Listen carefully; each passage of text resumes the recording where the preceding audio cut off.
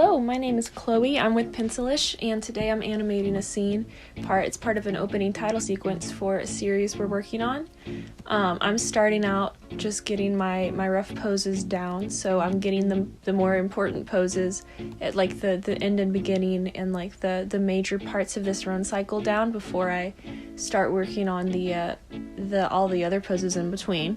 And for starting out, I will use the storyboard poses as reference. I'll go off of that, but sometimes it's not quite what I need. So this here, I was going more exactly over the storyboard pose, and it just wasn't working with what I was trying to do. So then I went back and I altered it to be what I needed. And so having these two poses here, what I'll do sometimes, I don't know if other people do this or not, and I am just a student, I'm not very experienced, I should say that, but I'll put in the footsteps and try to figure out exactly where they're gonna land, to help me piece like what's happening in between. Or if I have a character on one side of the screen and I know where they're supposed to end, I'll kind of use that to help me map out so that like they end where they need to end. And I've got the model sheets down below for reference, so I'm always checking those, because even though these are just rough sketches, I want to make sure I at least keep the proportions right so that it's easier once I have the action down and I'm tidying it up, so that I don't have to like totally redo the motions, because especially for something like running or walking, if I get the leg length wrong, it's gonna change a lot of stuff.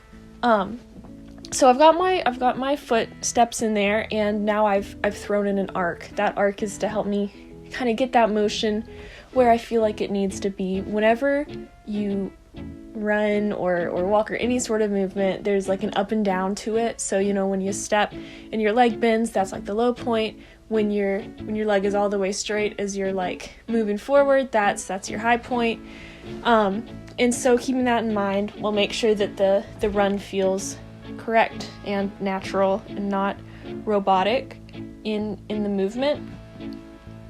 This pose here I had a lot of trouble with, and you'll see actually later I'm gonna completely throw this one out and just restart, because I was having a lot of trouble figuring out exactly how, like, I knew in the run cycle like what the next part was, the straightening of that leg and propelling himself forward, but I couldn't get it to look right and to get how I wanted it to look.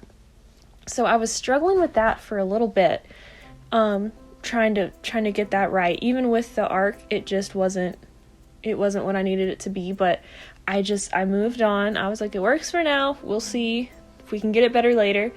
And I started to figure out the next pose, where first I had it as the contact pose where the front leg was making direct contact with the ground, but then I decided that he would be in midair in this pose, so like running so fast that he's like jumping as he runs, not always in contact with the ground.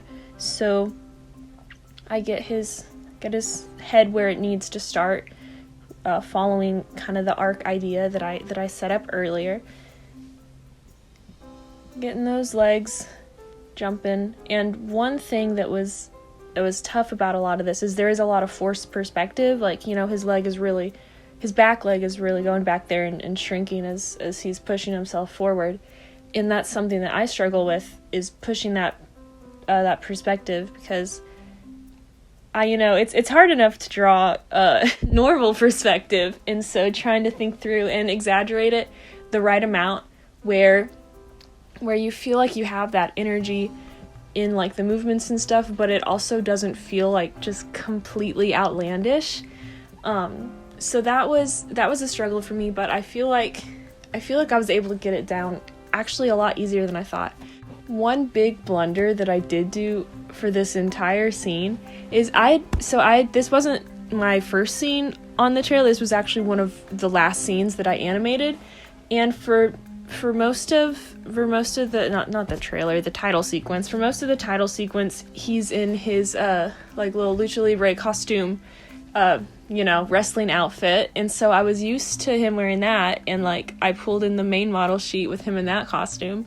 But at this point, he is not in that costume yet, so there is no mask, there is no cape. He's supposed to be in his pajamas, which I did not do. I drew him in the wrong costume for this entire thing, but luckily, this is just a pose test. You can see the drawings are very rough.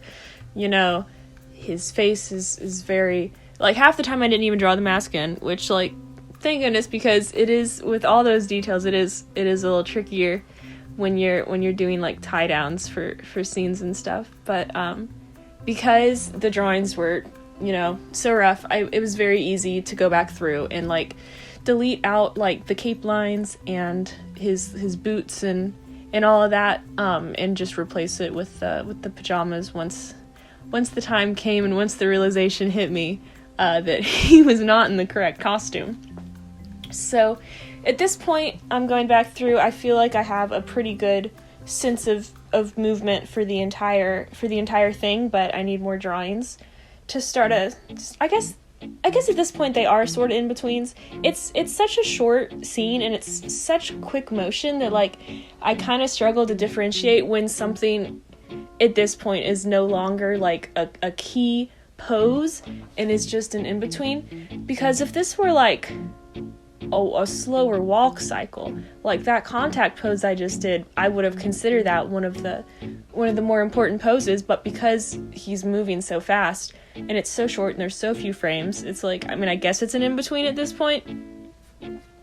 Moving on to the end of it, getting that landing with him, because right after this scene he jumps, so this is like an anticipation squat crouch sort of thing for his next movement in the next scene, and it was a struggle to try to figure out how he was going to land in that, because, you know, I've got kind of the overall idea for the run cycle for that motion, but, you know, once you've got it in a cycle, it's easy because he's just, you know, doing the same thing, like stepping again and again and again.